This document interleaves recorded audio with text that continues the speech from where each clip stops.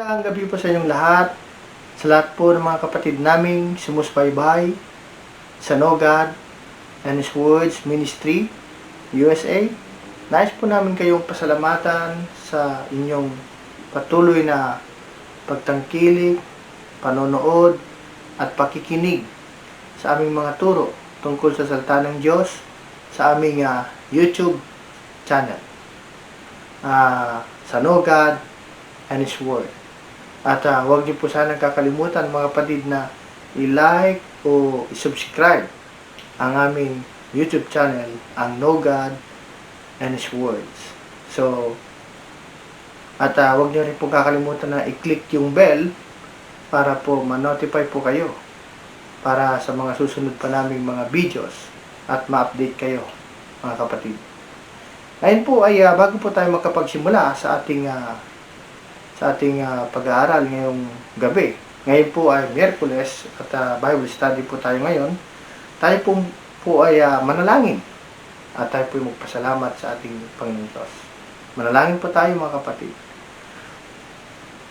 Ama namin sa langit, maraming salamat po sa gabing ito at sa buong araw, Panginoon, sa inyong paggabay sa amin. Maraming salamat po, O Diyos. Dalangin namin, Panginoon, na gabayan niyo po kami sa aming pag-aaral ngayong gabi nang maunawaan namin ang tungkol sa iyong mga salita at sa banal na Espiritu na pag-aaralan namin ang tungkol sa Kanya ngayon. Lord, maraming salamat po at binigyan niyo po kami ng pagkakataon na mapag-aralan ang tungkol sa banal na Espiritu at gusto po namin siyang makilala ng lubusan. Maraming salamat po, Panginoong Jesucristo at ang banal na Espiritu.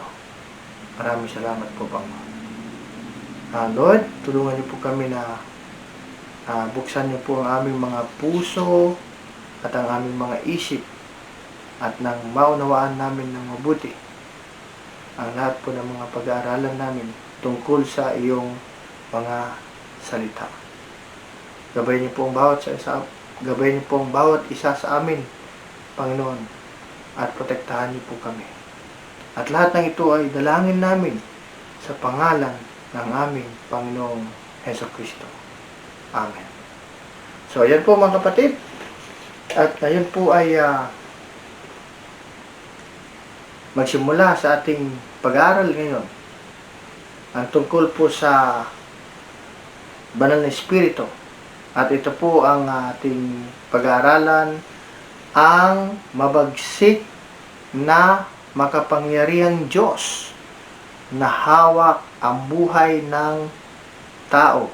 So ito po ay ang part 1. Ulitin ko sa inyo ulit, ang mabagsik na makapangyarihang Diyos na hawak ang buhay ng tao, part 1. So, bago po tayo magkapagsimula, ay babasahin ko po muna sa inyo ang 1 Peter chapter 1, verse 9 to 12. So, basahin ko po sa inyo mga kapatid, sa wikang Tagalog. Ito po ang aking Tagalog Bible. So, babasahin ko po sa inyo. At magsisimula po tayo sa verse 9 ng 1 Peter chapter 1, verse 9 to 12. So, verse 9, na inyong tinanggap ang layunin ng inyong pananampalataya, ang pagkaligtas ng inyong kaluluwa. Verse 10, tungkol sa pagkaligtas na ito, ay nagsikap at nagsiyasat na maigi ang mga propeta na nangagsihula tungkol sa biyayang dadating sa inyo. Verse 11, na sinisiyasat ang kahulugan kung ano at kailang panahon itinuro ng Espiritu ni Kristo na sumasa kanila ng patotohanan ng una ang mga pagbabata ni Kristo at ang mga kaluwalhatiang hahalili sa mga ito. Verse 12, na ipinahayag sa kanila na hindi sa ganang kanilang sarili, kundi sa ganang inyo. Pinangasiwa nila ang mga bagay na ito na ngayoy ibinalita sa inyo sa pamagitan ng mga nagsipangaral sa inyo ng Ebanghelyo sa pamagitan ng Espiritu Santo na sinugo mula sa langit ng mga bagay na ito'y ninanasang mamamasdan ng mga anghel. So ngayon mga kapatid, sisimulan na po natin ang ating pag-aaralan ngayong gabi. So, ang mga tao ngayon ay nagsasabi na kilala nila ang Diyos. At sinasabi nila ay pinakikinggan sila ng Diyos. Inulit ko. At sinasabi nila ay pinakikinggan sila ng Diyos. At sinasabi nila naiintindihan ako ng Diyos. Ang tanong ay, totoo ba na makikilala mo ang Diyos kung hindi mo naman kilala ang persona ng Diyos? Kung hindi mo kilala yung persona ng Diyos na hindi mo nakikita. Akala nyo ba sa palagi ninyong sinasabi, kay buti ng Panginoon sa akin. Pero hindi nyo naman kilala kung sino ang Diyos na tinutukoy nyo. So, inulit ko mga kapatid. Pero hindi nyo naman kilala kung sino ang Diyos na tinutukoy nyo. Baka po nagkakamali tayo sa pagkilala natin sa Diyos. Ang ikatlong persona ng Diyos na hindi nakikita, ay alam nyo ba na siya ang may hawak sa buhay ninyo, sa buhay nating lahat, sa buhay ko, sa buhay nyo, sa buhay ng lahat. At siya rin ang mabagsik na Diyos. Ngayon ay ating pag-aaralan ang tungkol sa Diyos na ito na may hawak sa buhay natin. At nais ko rin ibahagi sa inyo ngayon ang tungkol sa kanyang kakayahan. At bilang isang tunay na Diyos, na siya ay katulad at kapantay ng Diyos Ama at Diyos Anak. Siya ang Espiritu na nagbibigay ng buhay natin. Ang ating Bible study ngayon ay tungkol sa Espiritu ng Diyos na siya ay umuusig sa makasalanan, nagbibigay ng buhay na matuwid, at siya ay may hawak ng paghahatol sa taong makasalanan. Bago tayo magsimula mga kapatid ay konting kalaman po. At para malaman natin ano ang ibig sabihin ng pneuma. Ang salitang Grego na pneuma ay maaring isinalin na espiritu. Ayon sa Mateo chapter 5 verse 3 at espiritu sa Mateo chapter 1 verse 18, hangin sa Juan chapter 3 verse 8, o hininga sa Apokalipsis o Revelation chapter 13 verse 15 na tumutukoy sa konteksto.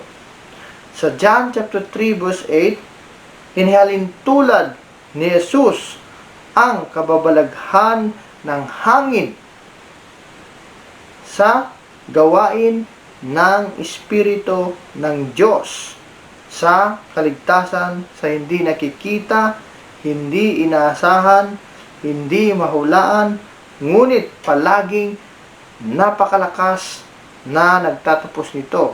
Ito po ay sa Ezekiel chapter 37 verse 9 to 14. So inulit ko mga kapatid, Ang salitang Griego na pneuma ay maaring isinalin na espiritu ayon sa Mateo chapter 5 verse 3 at espiritu sa Mateo chapter 1 verse 18, hangin sa John chapter 3 verse 8 o hininga sa Revelation chapter 13 verse 15 na tumutukoy sa konteksto sa John chapter 3 verse 8. Inahintulad ni Jesus ang kababalaghan ng hangin sa gawain ng Espiritu ng Diyos sa kaligtasan sa hindi nakikita, hindi inaasahan, hindi mahulaan, ngunit palaging napakalakas na nagtatapos nito. Saan po ito? Muli, balikan po natin ang Ezekiel chapter 37 verse 9 to 14. Inilarawan ni Lucas ang tunog ng pagparito ng banal na espiritu sa Pentecoste bilang isang parang malakas na ihip ng hangin ayon sa Gawa chapter 2 verse 2. In Acts chapter 2 verse 2, naririnig lamang ito, hindi nakikita, at lumikha ito ng isang malakas na epekto at nagtapos sa kamanghamanghang pangangaral ni Pedro sa araw na iyon. Ang di nakikitang espiritu ay nagbigay ng kapangyarihan na hindi maikakaila at hindi malilimutan ang simula ng simbahan ni Hesus Kristo. Inilarawan ni Pedro ang pagsulat ng banal na kasulatan gamit ang hangin bilang isang sagisag ng gawa ng inspirasyon ng banal na espiritu ayon sa 2 Peter chapter 1 verse 21, tulad ng pagdadala ng hangin ng isang barko sa dagat. Sa gayon, dinala ng banal na espiritu ang apostol sa pagsulat sa biyaya. Ang mga barko ay patay sa tubig nang walang lakas ng hangin. Gayunpaman, ang mga manunulat ng banal na kasulatan ay walang kakayahan na isulat ang salita ng Diyos nang walang kasamang lakas ng banal na espiritu. Ngayon ay tatalakay naman po natin ngayon ang tungkol sa pag-uusig ng banal na espiritu sa mga makasalanan. Walang makasalanan na magsisisi at maniniwala sa Ebanghelyo kung wala ang banal na espiritu. Nauunawaan natin yan. Naunawaan natin iyan. Ang banal na espiritu ay kailangang gumawa sa isip. Illumination. Gumawa sa isip ng isang makasalanan. O ang makasalanan ay hindi kailanman maliligtas. Una sa lahat, ang banal na espiritu ay kailangang tumagos o humiwa sa nababalot na kadiliman ng kanyang puso. Uulitin ko kasi mahalaga po ito. Una sa lahat, ang banal na espiritu ay kailangang tumagos o humiwa sa nababalot na kadiliman ng kanyang puso upang maiparating ang pag-ibig ni Jesus na Diyos bilang makasalanan para sa kaligtasan. Ang mga makasalanan ay hindi lamang nasa kadiliman. Hindi lamang sila bulag at sila lubos na binulag ni Satanas. Mahal nila ang kadiliman at patuloy na nabubuhay sa kasalanan. ng may matinding pagmamahal sa kanilang sarili. Hindi sila magsisisi. Patay ang buhay nila sa Diyos dahil sa mga pagkakasala at kasalanan. Nakontrol sila ng Diyos ng mundong ito. Nabulag sila ng Diyos ng mundong ito. Nahiwalay sila sa buhay sa Diyos at nauwi sa pagkalayo sa Diyos. Kahit walang sino mang makasalanan na magsisisi at maniniwala sa kanyang sarili, wala siyang kakayahan para doon at hindi niya ito magagawa. Iyon ang dahilan kung bakit sinabi ni Jesus sa John chapter 3 verse 5, maliban ang isang tao ipinanganak ng tubig at ng Espiritu, hindi siya makakapasok sa kaharian ng Diyos, maliban kung ikaw ay muling nabubuhay sa pamamagitan ng, saan po mga kapatid? Nabubuhay sa pamamagitan ng pagtatrabaho ng Espiritu. Hindi ka kailanman mabubuhay. Kailangang pumasok ang Diyos sa inyong pagkabulag, sa inyong kadiliman, at sa inyong kamatayan, at sabihing magkaroon ng liwanag. Ito po ay sa 2 Corinthians chapter 4 verse 6, at ginagawa niya iyan sa pamamagitan ng banal na Espiritu. Works by the Holy Spirit, through the Holy Spirit. Walang makasalanan ang maaaring magsisi. Walang makasalanan na magsisisi. Walang makasalanan kahit na nais na magsisi sa makatuwid. Walang makasalanan ang maaaring bigyan ng kapatawaran, buhay na walang hanggan, kaligtasan at langit. Bukod sa gawain ng banal na Espiritu, kailangan niyang gumawa ng isang gawain sa loob. Kailangan niyang buksan ng ilaw. Kailangan niyang bigyan ng buhay. Kaya sinasabi nating nagbibigay siya ng buhay at ilaw. Nagbibigay siya ng pagsisisi. Nagbibigay siya ng pananampalataya upang maniwala sa Ebanghelyo. Ginising sila sa kanilang pagkakasala. Ginising sila sa takot ng paghatol. Ginising sila sa katotohanan ng Ebanghelyo. At binigyan sila ng pananampalataya upang maniwala. Iyon ang gawain ng banal na Espiritu. The works of the Holy Spirit. Totoong ang banal na Espiritu ay magdudulot ng kalungkutan. Ang banal na Espiritu ay magdudulot ng pagkakasala. Ang banal na Espiritu ay kumikilos sa puso ng mga makasalanan upang isugo sila sa tanging tagapagligtas para sa kapatawaran. Buhay na walang hanggan at makatatakas mula sa paghuhukom, in the judgment. At kapag ginawa ng banal na Espiritu ang gawaing iyan,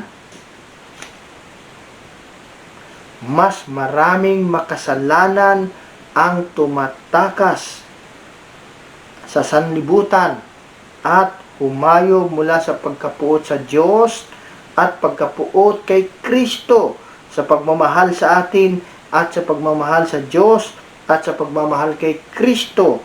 Iyan ay gawain ng Espiritu, the works of the Holy Spirit. At ito ang pag-uusig at pagkumbinsi ng banal na Espiritu sa mga makasalanan.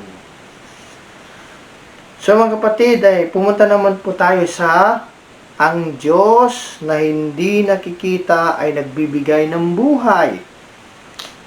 Ang banal na Espiritu ay ang pinagmumula ng buhay mula sa Diyos. Siya ang isa sa pamamagitan ni Kristo na nag-uugnay sa atin sa Diyos. At siyang hininga ng makapangyarihang Diyos. Nauunawaan ni Jesus na ang salita ng Diyos ay nakikipagtulungan ng may kapangyarihan sa kanyang Espiritu. Ang Espiritu ang nagbibigay ng buhay, walang kapakinabangan ang laman. Ang mga salitang sinabi ko sa inyo ay Espiritu at buhay. Ito ay sa John chapter 6 verse 63, ang salita ng Diyos sa kamay ng banal na Espiritu, ang mahalagang ahente ng buhay. Ang Espiritu ng Diyos, gamit ang salita ng Diyos, ay nagbubunga ng buhay. Ang banal na Espiritu ay tinawag siyang walang hanggang Espiritu. Tinawag siya sa Psalms chapter 51 verse 12 na nagbibigay ng Espiritu. At sa awit, Psalms chapter 143 verse 10, ang mabuting Espiritu. Sa Psalms chapter 51 ulit, at saka sa Ephesians chapter 1 at sa Ephesians chapter 4. Buong chapter na yun. Siya ang banal na Espiritu, the Holy Spirit. Tinawag din siyang Espiritu ng buhay na Diyos. Ang Espiritu ng Diyos, ang Espiritu ng Ama, ang Espiritu ni Kristo, ang Espiritu ng Anak, ang Espiritu ng buhay. Siya ang Espiritu sa Isaiah chapter 11 ng karunungan, diwa ng payo, diwa ng lakas, diwa ng pag-unawa, diwa ng kaalaman, diwa ng takot o pagsamba, ang Espiritu ng Panginoon. Sa Juan chapter 14 at 15, siya ang Espiritu ng katotohanan. At ito po yung makita natin sa mga taga-Roma, chapter 1, ang diwa ng kabanalan. Meron din po makikita rin naman natin ngayon sa Apocalypse o Revelations, chapter 1, verse 4, at siya ay tinatawag ng mga aliw, Parakletos, o ang Paraklet. Sa Lucas, chapter 1, verse 35, siya ay tinatawag na kapangyarihan ng kataas-taasan. Ito ang banal na Espiritu. Ang Espiritu ng Diyos ay nagbibigay ng buhay at sa Kanya nagmula ang buhay at siyang nagbibigay ng buhay na matuwid. Uulitin ko mga kapatid, at ito ay mahalaga. Take note this one. Ang banal na Espiritu, siya ang nagbibigay ng buhay na matuwid. So, yan po mga kapatid. Ngayon, nalaman po natin yung tungkol sa kanyang magbibigay ng buhay. At siya po ay buhay natin. At bago po tayo magtapos sa ating pag-aaral ngayong gabi, ay may nais po akong ibahagi o ipaliwanag sa inyo. Ito ay dalawang klase ng paghukom na may kinalaman po ang banal na Espiritu sa lahat po na gawain ng Diyos. Dahil sila po ay nagsama-sama sa lahat po ng gawain ng Diyos. The Father, Son, and Spirit, sila po ay magkakasama. So, ito po mga kapatid, yung tungkol po sa paghukom. Una, ikaw ay pinalaya mula sa kasalanan nang binayaran ni Jesus ang ating mga kasalanan sa kanyang pagkamatay sa krus at sa pamamagitan ng paghugas at paglinis sa atin ng kanyang banal na dugo. Sa pagligtas sa iyo ng Diyos, ikaw ay may buhay na walang hanggan. So mga kapatid, saan po natin makikita yan? Pumunta lang po tayo sa 2 Corinthians chapter 3 verse 17. So ulitin ko mga kapatid, una, ikaw ay pinalaya mula sa kasalanan. Nang binayaran ni Jesus ang ating mga kasalanan sa kanyang pagkamatay sa krus, sa pamamagitan ng paghugas at paglinis sa atin ng kanyang banal na dugo. Sa pagligtas sa iyo ng Diyos, ikaw ay may buhay na walang hanggan. 2 Corinthians chapter 3 verse 17. Pangalawa naman po, the second one, sa araw na hindi pagtanggap kay Jesus at hindi pagsunod sa salita ng Diyos at ang pataw na parusa at paghukom sa mga makasalanan ay mapupunta sa apoy na walang hanggan sa impyerno dahil sa nauwi sa walang pananampalataya sa anak ng Diyos. Saan po yun mga kapatid? Pumunta lang po tayo sa Romans chapter 8 verse 9. So mahalaga po yun mga kapatid at huwag niyo pong kakalimutan. So mga kapatid, maaari kang magkaroon ng buhay ngayon kung tatanggapin mo si Jesus bilang Panginoon at tagapagligtas, na ang Diyos ay Espiritu ng buhay ay magbibigay sa iyo ng buhay na walang hanggan. Ulitin ko sa inyo mga kapatid, maaari kang magkaroon ng buhay ngayon kung tatanggapin mo si Jesus bilang Panginoon at tagapagligtas, ng Diyos ay Espiritu, the Holy Spirit ng buhay ay magbibigay sa iyo ng buhay na walang hanggan. So mga kapatid, sumunod po kayo sa panalangin ng pagtanggap ngayon na may pananampalataya sa Diyos. So narito po ang ating panalangin at sumabay po kayo mga kapatid. Patawarin mo ako, Diyos Ama, sa aking kasalanan at nagsisisi sa aking kasalanan. Tinatanggap ko ikaw, Jesus, bilang aking Panginoon at tagapagligtas sa aking puso. Salamat sa dugo mo na hinugasan at nilinis ang aking kasalanan. Salamat at sa kapatawaran at bagong buhay na walang hanggan. Salamat, Banal na Espiritu, na lumapit upang sa pamamagitan ng kanyang mga banal na salita ay maliwanag ako at maniwala sa gawa ng Diyos. Purihin ang Ama, ang Anak, at Espiritu Santo sa aking bagong buhay ngayon. Amen. So, ngayon mga kapatid, hihinto po muna tayo dito sa di ba dapat kasali po yung tungkol sa paghukom.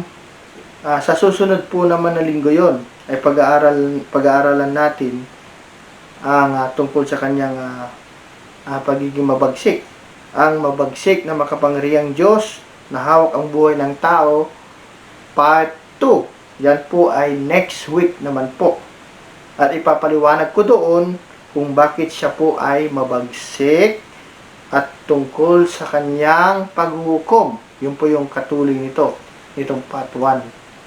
So mga kapatid, kung nais nyo pong magkaroon ng kopya nitong pinag-aralan natin ngayong gabi, kailangan po ay mag-email sa amin sa nogodwords@yahoo.com o kaya pumunta po kayo sa aming website sa www.share.com at magmensahe lang po kayo sa amin at kung nais nyo pong humingi ng kopya ng aming mga tinuturo, lalo na po ito ngayong pinag-aralan natin ngayong gabi.